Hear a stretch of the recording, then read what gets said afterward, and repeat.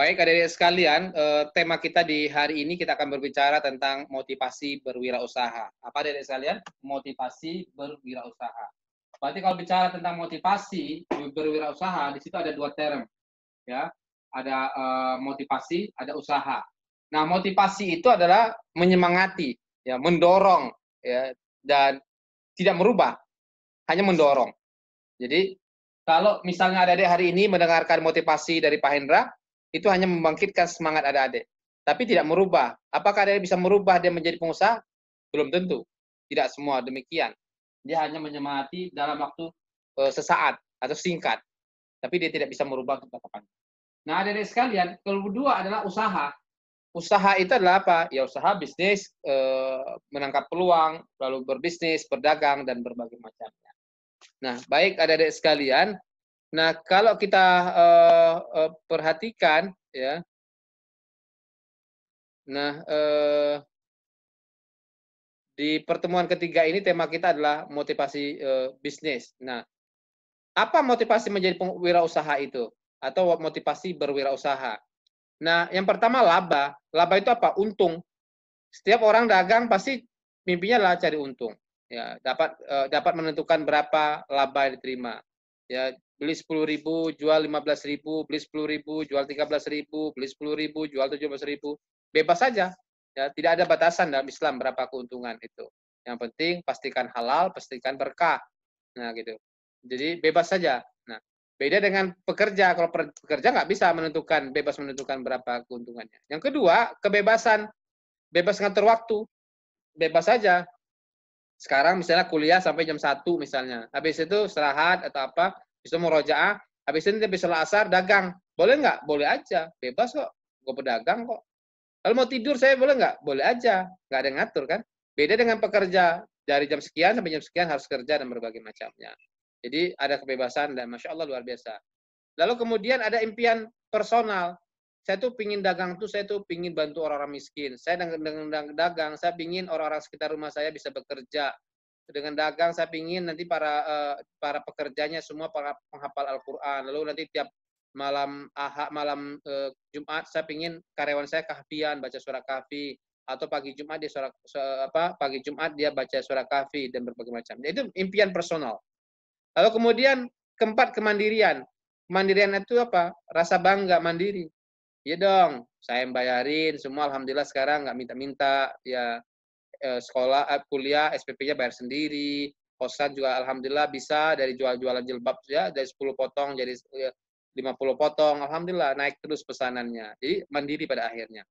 Nah, adik-adik sekalian, kalau kita bicara motivasi juga berusaha konvensional, ya ada konvensional, ada Islam. Sama nggak konvensional dan Islam? Konvensional itu adalah kebanyakan kira-kira ya. Nah, yang pertama mencapai sukses hidup.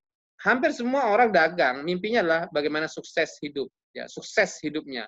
Ya, memang rata-rata para pedagang hidupnya lebih sukses dibandingkan pekerja dan itu Masya Allah luar biasa. Lalu kedua menolong orang lain, ya menolong orang lain, ya menolong itu kalau di dalam Al-Quran kan bisa dengan tenaga, dengan ilmu. Nah, kalau kemudian kita punya tenaga, punya ilmu, lalu punya uang, pasti lebih keren lagi kira-kira nolongnya kira-kira gitu. Ya. Lalu kemudian menjadi orang mandiri, sudah Pak Hendra ceritakan tadi. Lalu kemudian pengakuan orang lain, ya, gue bisnis woman loh, keren, kira-kira gitu kan pengakuan gitu kan. Lu kerja apa sekarang? Oh enggak, gue nggak kerja, gue sekarang punya pabrik, gue punya usaha dan berbagai macamnya. Nah, kemudian meneruskan bisnis orang tua. Ini persoalan problem loh, deh. Rata-rata kita di Muslim itu jarang kadang-kadang punya gengsi ya nerusin bisnis orang tua. Misalnya kalau ada 3 bersaudara, rata-rata tuh pinginnya buka bisnis baru lagi, buka bisnis baru lagi. Ini akan berbeda dengan non-Muslim yang saya perhatikan, rata-rata misalnya di Tanah Abang, di Jatinegara, dan banyak lagi pasar di Jakarta, itu rata-rata mereka kuliah di luar negeri, lalu pulang ke Indonesia, mereka nerusin bisnis orang tuanya. Itu Masya Allah, pasti lebih cepat kan? Karena sesuatu yang sudah dirintis kan, pasarnya sudah ada, ya, pelanggannya sudah ada. Nah, ini juga menjadi penting bagi kita. Kalau kemudian diamanahkan sama Allah untuk meneruskan bisnis orang tua, bismillah terusin. Jangan gengsi, jangan malu. Jangan kadang-kadang, gengsi, gue pengen bisnis baru lagi, jangan. Terusin. Boleh jadi ada keberkahan di situ. Siapa contohnya? Pak Yusuf Kala misalnya, meneruskan bisnis orang tuanya, Kala Group misalnya hari ini. Siapa lagi misalnya? Abu Rizal Bakri dengan Bakri Group misalnya. Ya. Tapi ada juga orang yang kemudian memulai bisnis dengan sendiri, contohnya Pak Hairul Tanjung dan berbagai macamnya. Lalu sambilan sebagai pekerjaan utama. Ngapain sih lu dagang? Sambilan, sambil kuliah, sambil kampus, sambil bawa ya 10 kue atau apa dan berbagai macamnya. Ya, bismillah saja sambilan, nggak usah gengsi, nggak usah malu. Nah, gara-gara sambilan itu akhirnya untungnya keren. Nah, alhamdulillah kan. Lalu kemudian ketika ada alternatif lain, lamar sana lamar sini nggak dapat pekerjaan, akhirnya jualan. Alhamdulillah akhirnya laku juga, keren juga. Lalu mengisi waktu luang, ya luang lah kira-kira gitu kan. Alhamdulillah murojaah sudah selesai, kuliah sudah selesai, masih ada waktu 2 jam. Nah menjelang maghrib itu apa, ya sudah dagang, Bismillah. Nah lalu kemudian memanfaatkan teman dekat, teman sekosan gue tuh seasrama itu dia bikin jilbab loh. Awalnya bikin jilbab untuk diri sendiri, akhirnya bikin jilbab jualan. Nah, kenapa saya juga nggak manfaatin teman saya bisa jualan? Nah, ini Masya Allah luar biasa. Jadi berteman itu pada dasarnya, berteman dengan orang bekerja, semangat kita bikin jadi bekerja. Tapi kalau berteman dengan pedagang, sedikit atau banyak, kita tertarik juga jadi pedagang. Nah, itu menjadi penting sekali. Nah, kemudian hobi. Hobi itu Pak Hendra sudah sering katakan, ya, kalau hobi kuliner, bisnislah kuliner. Kalau hobinya pakaian, ya bisnis pakaian. Jadi nggak bisa dibalik deh. Ada hobinya kuliner, lalu dipaksain bisnis pakaian. Paling nanti di tokonya baca handphone, baca WA, baca media sosial, baca koran, berbagai macamnya kan. Jadi penting sekali hobi.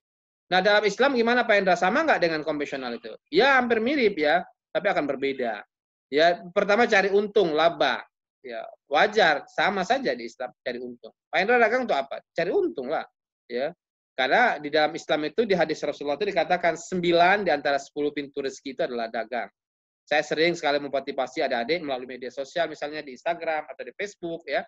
Adik-adik perhatikan kadang-kadang 2 hari lalu misalnya Pak Hendra tulis itu, Pak Hendra lagi duduk ya di pasar itu, lalu Pak Hendra tulis itu, fokusnya adalah cari apa? Cari untung. Setelah untung halal, habis itu berkah. Jangan malu, jangan gengsi. Saya selalu bilang gitu. Ya, bahkan ada seorang teman kemarin itu seorang dosen di perguruan tinggi besar Indonesia mengatakan, saya setuju Pak Hendra, 9 pintu rezeki itu adalah 9 pintu rezeki adalah dagang. Ya hanya 1 pintu rezeki dari bekerja namanya gaji, saya bilang gitu. Nah, jadi Masya Allah semangat terus mencari keuntungan. Lalu yang kedua adalah ibadah. Dalam Islam itu bisnis itu bukan hanya untung dan rugi, tapi persoalan surga dan neraka. Artinya apa? Kalau bisnis adik-adik sekalian halal, maka surga. Selain dapat untung, dapat surganya. Tapi kalau bohong, yang cacat disembunyikan, ya, yang kemudian yang haram dihantam terus, ya, maka bukan surga dapat, untungnya dapat, surganya nggak dapat, neraka menanti. Wailul lil mutaffifin, celakalah bagi orang yang curang. Jadi dalam Islam itu bisnis itu bukan hanya persoalan untung dan rugi, tapi persoalan surga dan neraka. Tapi semangat terus ya dengan ibadah itu. Lalu kemudian pekerjaan mulia. Kenapa mulia Pak Hendra? Iya, Allah halalkan kok. Di Al-Quran di surat Al-Baqarah 275 jelas sekali. Wa akhallallahu al-bay' wa harrama riba. Allah halalkan jual beli, Allah haramkan riba. Lalu kenapa kita takut dagang dan nyaman bermain riba? Kan terbalik, nyaman nyimpan duit, malah takut dagang.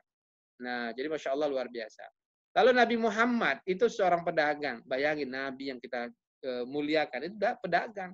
7 di antara 10 sahabat yang dijamin masuk surga. Kulluhum tujar, semua mereka pedagang. Ada Abdurrahman bin Auf di situ ya, ada Utsman bin Affan, ada banyak lagi yang lainnya. Lalu kenapa malu? Ya, saya tidak pernah malu. Bismillah, dagang. Ya, pekerjaan mulia kok. Ya. Lalu kemudian suatu ketika seorang sahabat datang pada Rasulullah. Ya Rasulullah, mata pencarian apa yang baik Rasulullah? Seorang yang bekerja dengan tangannya dan setiap jual beli yang bersih, yang berkah. Masya Allah luar biasa. Dalam surat Taubah dikatakan, i'malu, bekerjalah. Taubah 105, bekerjalah. Nah, bagaimana cara memotivasi diri untuk bisa berdagang atau berusaha? Yang pertama, tetapkanlah target kita dan siapkan sebuah hadiah bagi diri kita seandainya berhasil mencapai target. Contoh, hari ini di semester 3, saya itu setelah mendengarkan motivasi dari Pak Hendra di mata kuliah ini, saya kok tergerak hati saya. Buat target, oke, semester 4, saya sudah mulai jualan. Saya harus mulai jualan jilbab. Ya, setidaknya saya jual lah, kalau sulit-sulit banget lah, 10 potong aja dalam 1 bulan. Ya. Nah, semester depan lagi 50 potong, semester depan lagi 100 potong. Atau semester ini saya harus punya outlet deh. Ya. Nanti gimana pekerjanya? Gimana yang ngurusinnya? Kan saya kuliah. nggak sulit.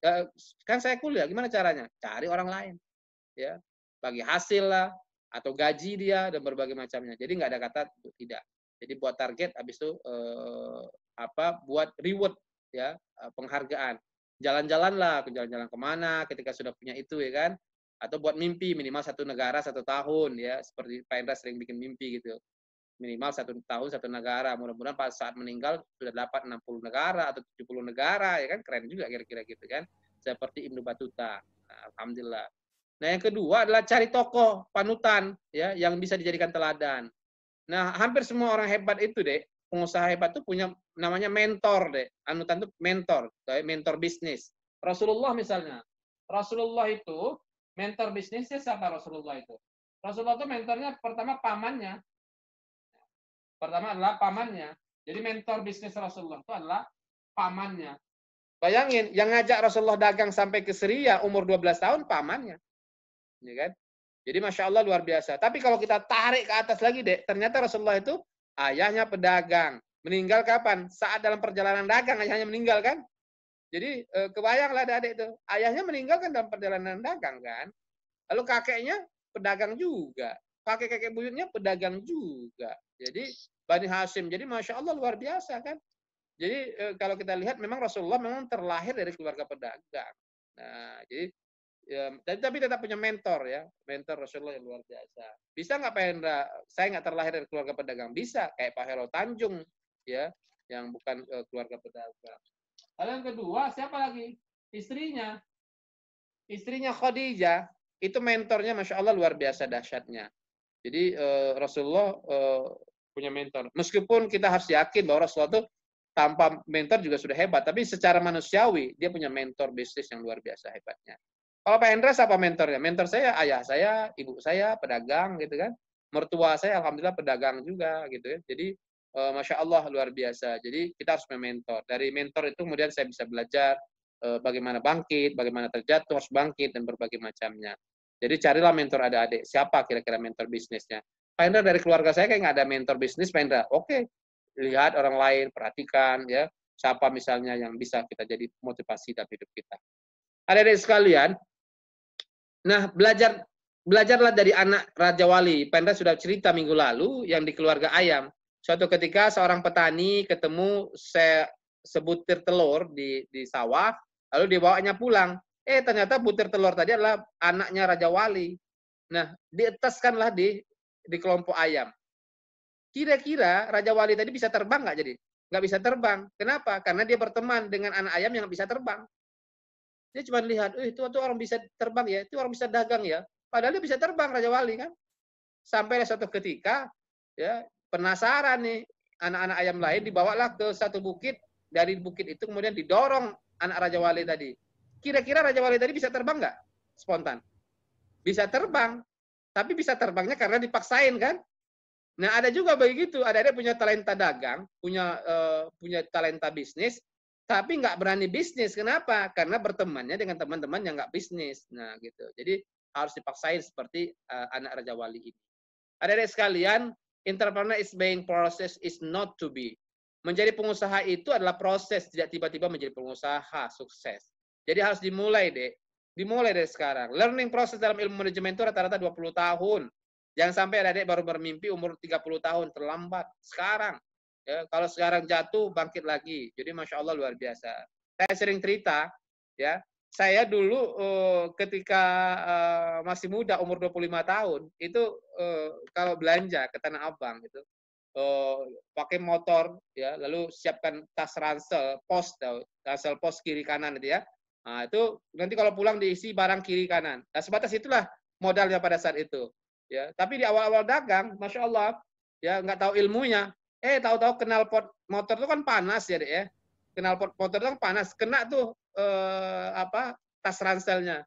Sampai di rumah ternyata kebakaran tuh barangnya sebagian. Kira-kira mundur nggak? Tancap terus, ya nggak apa-apa, dapat ilmunya kan kira-kira. Besok terus lagi. Bahkan terkadang, Dek, ya, kadang-kadang nabrak orang, kadang capeknya, kadang-kadang kebakaran barangnya. Bahkan pernah sekali-kali orang bilang, kebakaran motornya gitu. Tinggal banting aja motornya kan gitu. Jadi Masya Allah, pokok kocak deh cerita-cerita dalam dagang tuh menarik bagi saya. Tapi kalau disuruh hari ini saya melakukan hal yang serupa di umur 30-an pada saat itu, angkat tangan deh saya. Nggak berani lagi. Nggak berani. Lagi kadang-kadang pakai motor gitu kan dilarang sama polisi kan.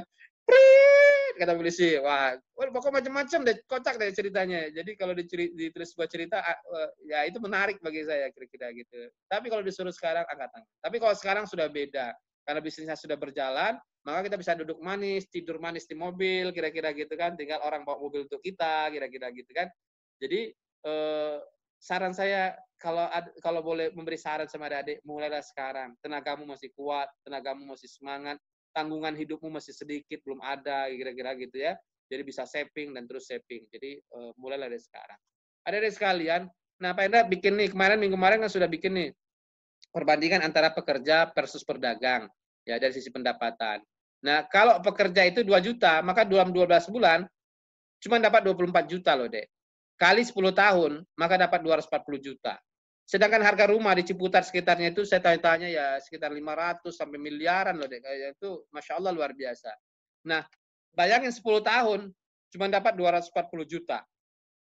Dengan catatan tidak minum, tidak makan, puasa selama 10 tahun, baru dapat uang 240 juta. Ya, kebayanglah kalau ente kira-kira gitu kan. Nah, 20 tahun 480 juta. Nah, Masya Allah. Tapi kan ada Pak, orang kerja bisa beli rumah ya, boleh jadi ada keberkahan dari dikasih orang tua, dikasih mertua, ya kan, atau dikasih orang lain dan berbagai macamnya. Ya, tentu ada yang lainnya. Tapi kalau secara logika ekonomi ya begitulah kira-kira. Lalu kemudian kalau pedagang, minggu lalu Pak Ira sudah cerita. Ini diasumsikan cash flow-nya adalah rata-rata 1 juta per hari dengan keuntungan 30%. Berarti 300.000 ya. Kali 30 hari 9 juta. Nah, kita buat angkanya 10 juta deh. Kali 12 bulan 120 juta. 10 tahun itu 1,2 miliar. Ya, 20 tahun 2,4 miliar. Banyakan mana kira-kira? Siapa yang paling punya kesempatan beli rumah lebih cepat? Pedagang atau pekerja? Pedagang. Siapa yang sedekahnya lebih banyak atau zakatnya lebih banyak? Pedagang. Siapa yang punya kesempatan bisa traveling ke seluruh dunia sama keluarga? Pedagang. Nah, kalau begitu masih punya mimpi atau mindset masih menjadi pekerja? Enggak. Selesai kuliah, nenteng map kemana-mana? Enggak dong. Ya, sudah harus berubah mindsetnya. Saya ini penghafal Quran loh. Dengan hafalan Quran saja saya sudah dijamin sama Allah kok menjadi keluarganya Allah di muka bumi. Apalagi kalau kemudian saya punya bisnis, jangan dibalik. Gue sudah penghafal Quran, sudah jamin Allah, sudahlah kalau gitu ngapain lagi ah. Dibalik. Kalau menjadi penghafal Al-Quran, jadi ilmuwan saja hidup saya sudah enak. Apalagi kalau saya punya bisnis, pasti lebih enak lagi. Kesempatan bersedekah lebih banyak, bangun rumah tahfidz lebih banyak, pesantren, nih duitnya kira-kira begitu dari hasil sedekah, zakat, dan berbagai macamnya. Jadi Masya Allah luar biasa. Nah, oleh karena itu harus bermimpi. Nah, adik-adik sekalian, tapi unik nih ya, rata-rata kita ini bekerja, habis itu pensiun. Nah, pensiun panik. Kan rata-rata orang kalau kerja itu kalau sudah jadi pejabat dia suka dilayanin kan. Ini Pak kopinya nih Pak silakan dibuka pintu kan. Nah, tiba-tiba jadi pedagang. Pedagang itu kan melayani bukan dilayanin kan. Cari apa, Mbak? Golek apa, Mbak? Gitu kan. Cari apa? Kemari. Ini. Nah, kira-kira. Ya itu lama loh meyakinkan, Dek. Kalau sekarang alhamdulillah kalau orang sudah dikenal nggak cari apa lagi, sudah selesai kira-kira gitu kan. Tinggal kita adalah sustainability. Nah, kebayanglah Dadek punya uang pensiun misalnya 100 juta, mulai dagang. Namanya teori dagang, kata Sokir Honda itu, 90% rata-rata gagal loh, Dek.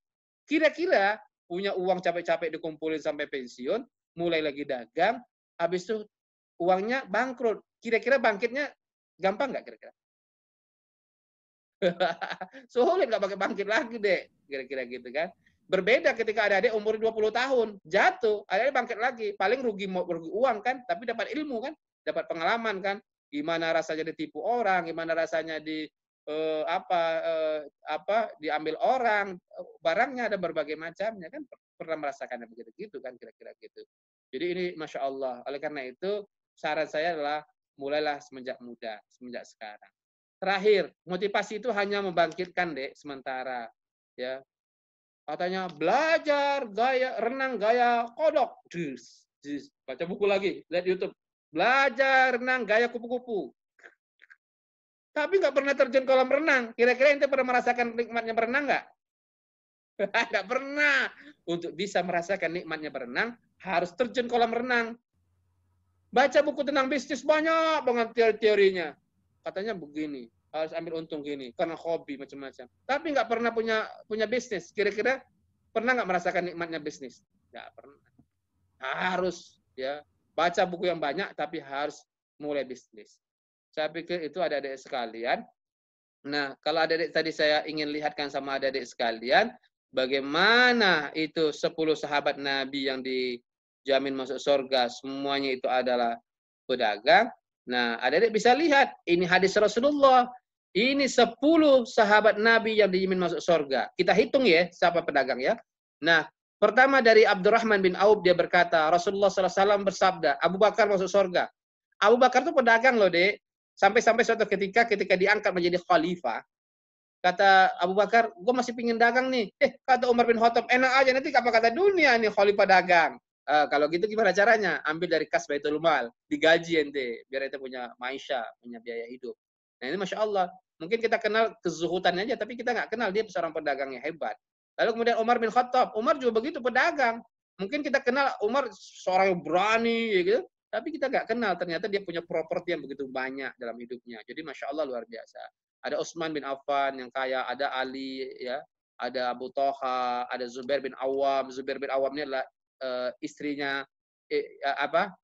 dia punya istri bernama Asma binti Abu Bakar yang dikenal dengan 2 selendang itu, yang kemudian hijrah ke Madinah, dan lagi hamil 8 bulan, 9 bulan, lahir anak bernama Abdullah bin Zubair. Masya Allah, fighting spiritnya Masya Allah kaya. Lalu kemudian ada Abdurrahman bin Auf yang sering Pak teladani ceritakan. Ada Sa'ad bin Abi Waqqas, ya. Saat ini kemudian mengatakan, ya Rasulullah, saya mau meninggal ya Rasulullah, sedekahin semua harta, boleh nggak Rasulullah? Nggak boleh, kata Rasulullah. Setengahnya boleh nggak Rasulullah? Nggak boleh juga. Sehingga Rasulullah mengatakan, sulusu kasir, sepertiga. Jadi sedekah yang paling banyak itu sepertiga.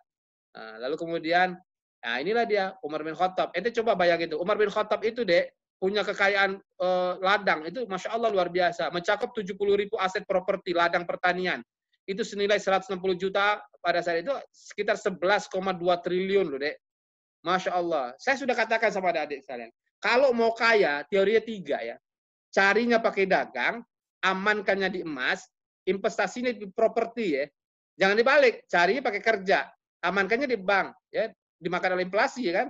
Lalu yang ketiga, investasinya nggak jelas, beli handphone 2 tahun kemudian sudah nyusut, habis itu buang aja, tinggal buang aja, nggak laku lagi, kira-kira jadi 100.000 dan berbagai macamnya. Nah, ini dilakukan oleh sahabat-sahabat Nabi ini ternyata rata-rata properti. Itu juga yang ditiru oleh orang-orang Barat hari ini, Dek. Mereka jual kopi, jual teh di mall-mall itu bukan karena kaya jual kopi tehnya, tapi kenaikan propertinya yang naik ya. Jadi kalau ada beli tanah hari ini, Masya Allah luar biasa. Emas itu coba bayangin, sebelum COVID harganya 500-an ribu, sekarang sudah 1 jutaan. Jadi jumlahnya nggak tambah, Dek, tapi nilainya bertambah terus. Tapi coba ente taruh uang di bank, nyusut terus inflasi kan. Sekarang dulu beli bakwan 1.000, sekarang beli bakwan bisa 2.000 kan, gitu macam-macam kan. Jadi itu menunjukkan yang paling cepat itu gitu caranya, Dek. I believe ya, saya yakin kalau ada adik ini yang muda-muda ini menerapkan teori itu, cari pakai dagang sekarang, amankannya di emas, investasinya properti, I believe, saya yakin 20 tahun ke depan ada adik jadi miliuner yang hafal Quran atau triliuner yang hafal Quran, dan itu Masya Allah luar biasa. Saya terlambat mengetahui ilmu ini, terlambat juga. Karena dosen-dosen saya dulu nggak pernah nyemangatin saya gini-gini nih. Nggak ada juga, mungkin 3 semester ada dosen yang ngajak, ayo dagang, kira-kira, kecuali Dr. Hendra Holid yang ngajak dagang, kira-kira gitu. Dan ini Masya Allah luar biasa, dahsyat bagi adik-adik. Kita kenal juga Utsman bin Affan. Utsman itu Masya Allah kaya, Dek. Itu juga properti juga itu. Sepanjang wilayah Aris, Khaybar, ya, berapa nilai? 200 dinar atau sekitar 34. Masya Allah luar biasa dasarnya. Ada Zubair bin Awam yang kaya. Nah, adik-adik sekalian, Sa'ad bin Abi Waqqas, ya, Abdurrahman bin Auf yang paling sering ceritakan. Nah, ini ada 10 inspirasi bagi adik-adik sekalian yang bisa adik-adik tiru selain Rasulullah. Yang pertama Abdurrahman bin Auf, pengusaha properti bertangan emas, ya, Masya Allah luar biasa dahsyatnya. Ada Abu Bakar As-Siddiq, ada Ammar bin As, ada Zubair bin Awam, ada Khadijah. Ini perempuan seperti adik-adik, Khadijah. Khadijah itu Masya Allah, Khadijah binti Khuwailid itu Masya Allah luar biasa. Semua orang-orang di Arab itu, ya, itu dimodalin sama Khadijah, dagang. Masya Allah luar biasa. Termasuk Rasulullah kan barang dagangnya Khadijah. Jadi Masya Allah luar biasa dahsyatnya, Dek. Tidakkah adik-adik bermimpi ingin menjadi Khadijah di zaman modern seperti ini, di zaman milenial seperti ini, di mana adik-adik kemudian nanti buka lapangan pekerjaan, semua orang kemudian adik-adik kasih modal, kasih toko dan berbagai macamnya. Masya Allah, hidupmu yang singkat nih, Dek, ya, antara 60 sampai 70 tahun hidup kita ini, tapi Masya Allah akan diingat ada pengusaha Ratu Adiba, ada pengusaha Nafisa, ya ada pengusaha Nova, ya ada banyak pengusaha-pengusaha hebat lainnya yang dikenang. Mana sih yang pedagang Nova dulu, mana sih, kok kangen banget ya, keren luar biasa. Kira-kira dari setiap usahanya dia sisihkan untuk sedekah, dia sisihkan untuk rumah tahfidz, ya dia lobby Allah dengan surat kahfi dan berbagai macamnya. Jadi Masya Allah luar biasa. Nah, contohlah Khadijah. Adik-adik bisa loh menjadi Khadijah, karena adik-adik sama perempuan seperti Khadijah. Jadi Masya Allah jadi ibu-ibunya para pengusaha yang hebat. Ada Muawiyah, ada Umar, dan berbagai macamnya. Nah, adik-adik sekalian, ini ada 10 orang terkaya di dunia nih. Tapi ini direnovasi ya. Yang pertama ini, kata Rasulullah, orang yang hebat itu adalah orang yang bisa sholat qobliyah, subuh ya. Itu dikasih dunia dan seisinya. Idealnya awalnya 10 orang terkaya itu ya nomor 1 sekarang lah Jeff ya. Si Jeff ini Amazon.com ini ya. Jadi Masya Allah, dulu Bill Gates, sekarang Bill Gates nomor 2. Ya. Nah, mana sih Pak Hendra? Orang Islamnya mana Pak Hendra? Kok selalu non-muslim semua Pak Hendra? Nah, mulai hari ini coba ya. Pak Hendra itu pernah searching di Google, bahkan pernah baca juga artikel. Nanti ada searching nanti. Orang terkaya sepanjang masa itu seorang muslim, hasil riset ya di barat sana, di Amerika sana. Nanti searching nanti, betul nggak kata Pak Hendra? Pak Hendra bohong Pak Hendra. Nanti searching di Google, orang terkaya sepanjang masa namanya Mansa Musa, seorang muslim. Itu kalau dia pergi ke Mekah, haji, itu bawa emas banyak, Masya Allah. Itu menunjukkan bahwa Allah itu menitipkan kekayaan kepada orang yang taat pada dia. Ya, jadi nggak ada artinya nih yang 10 orang terkaya ini nih. Belum ada bandingan di Mansa Musa. Coba nanti sekali nanti searching di Google. Betul nggak kata Pak Hendra? Namanya Mansa Musa, seorang muslim yang terkaya sepanjang sejarah dunia ini. Jadi Masya Allah luar biasa, itu hasil riset. Nah, adik-adik sekalian, adik-adik pilih yang mana nih kira-kira? Jadi kaya di usia tua atau usia muda? Nah, ini ada banyak sekali pengusaha-pengusaha kaya di usia muda. Kita kenal Marx misalnya, Kylie misalnya, ini mengatakan di usia 21 tahun dia kaya. Ya, jadi milionernya di usia 21 tahun. Ada pendiri Facebook semang ini 23 tahun, masih muda ya. Jadi usia 23, coba bayangin tuh, adik-adik masih 23 masih heboh aja, heboh-kepo kadang-kadang ya. Orang sudah punya milioner ya, bisa macam-macam gitu, punya pabrik gitu. Pak Hendra juga belum bisa nih, Pak Hendra sudah lewat masa mereka, sudah 40 tahun. Nah, setidaknya saya ingin adik-adik ini generasi muslim yang hebat ya. Kalau di masa saya mungkin karena saya nggak pernah punya motivator ya. Saya pada saat itu nggak punya dosen, nggak punya yang bisa memotivasi semangat begini kira-kira. Nah, sekarang adik-adik di usia 20 tahun seperti ini saya motivasi ya, jadilah anak-anak hebat tapi hafal Quran. Ini Masya Allah luar biasa. Ini Bill Gates ini di usia 31 tahun ya. Nah, orang terkaya di dunia sekarang nomor 2. Ada Tiger Woods 33. Nah, kita bisa lihat juga ternyata kalau gimana Pak Hendra? Kalau saya sudah tua gimana Pak Hendra? Bisa peluang kaya nggak? Ternyata ada tuh seperti Warren Buffett umur 56 dia kayanya. Ya, Jess 49. Richard Branson 42. Ya, J.K. Rowling ini tahu adalah penulis novel Harry Potter kan, yang kemudian jadi film yang Masya Allah luar biasa dahsyatnya kan. Jadi ada keuntungan yang Masya Allah luar biasa. Ada bisa juga, boleh jadi qadarullah nulis tulisan tentang bisnis atau novel berkaitan Al-Quran gitu, di IAT ini Masya Allah. Nanti kemudian qadarullah melalui itu boleh jadi menjadi bilioner atau triliuner. Wallahu alam, kita nggak tahu. Nah, jadi semangat. Nah, Pak Hendra, aku nggak punya modalnya, Pak Hendra. Orang tuaku miskin, kakekku miskin, keluargaku miskin, Pak Hendra. Gimana caranya, Pak Hendra? Lingkunganku juga miskin, mau minta kepada siapa, Pak Hendra? Ente masih punya ide bisnis nih, hebat nih. Coba bayangin nih, Uber nih. Ya, pernah dengar kali sebelum dulu ya, sebelum ada Grab, Gojek, macam-macam. Uber ini adalah perusahaan transportasi ya, kendaraan terbesar di dunia. Tapi dia nggak punya mobilnya, Dek. Keren nggak tuh kira-kira tuh? Ya kan? Mobilnya dari mana? Mobilnya di mobilnya orang semua. Kita mau jadi Grabber, kita mau jadi Gojek, kita mau jadi Uber kira-kira. Mobil kita, yang dapat duit dia. Tuh keren tuh idenya kan kira-kira itu. Bayangin kan gitu ya. Nggak punya modal. Facebook juga gitu. Coba bayangin. Yang isi kontennya siapa? Kita yang isi kontennya. Kita narsis foto, kita yang isi kontennya kan. Ya, yang dapat untung dia, dapat iklannya, bla bla bla dan berbagai macamnya kan. Jadi tidak mesti harus punya modal, deh, bisa menjadi perantara. Jadi kadang-kadang saya perhatikan ya, ada orang-orang di komplek-komplek itu Masya Allah luar biasa kadang-kadang kan. Dia cuma modalnya apa deh? Meja 3 kali meter gitu. Dia bikin gado-gado, kuplek-kuplek, kira-kira gitu. Dapat duit nggak? Dapat duit. Ada lagi sore hari selalu nih kalau di Logoso di Ciputat nih. Ya, saya tuh sore hari kadang-kadang dia Masya Allah dia cuma modal meja, semua orang sore-sore ngantar makanan tuh, makanan yang goreng-gorengan diantar sesore hari kan. Kira-kira dia modalnya apa? Modal meja. Modal meja cuma jagain. Dapat duit nggak dapat? Dapat duit. Lebih kaya dia dibandingkan yang bikin gorengan, mah. Jadi Masya Allah luar biasa. Jadi pada dasarnya tinggal kemudian punya fighting spirit nggak? Mental bertarung nggak kita? Atau mental kita mental cuman ya mental aman aja. Seorang pengusaha itu harus punya mental bertarung. Fighting spirit. Mental bertarung itu apa? Siap menang, siap untung, siap rugi, siap impas. Tapi kalau ada cuma mentalnya mental untung, ya sudah nggak usah jadi pengusaha, jadi pekerja aja. Saya pikir itu motivasi bagi adik sekalian. Kuncinya apa, Spendra? 5A.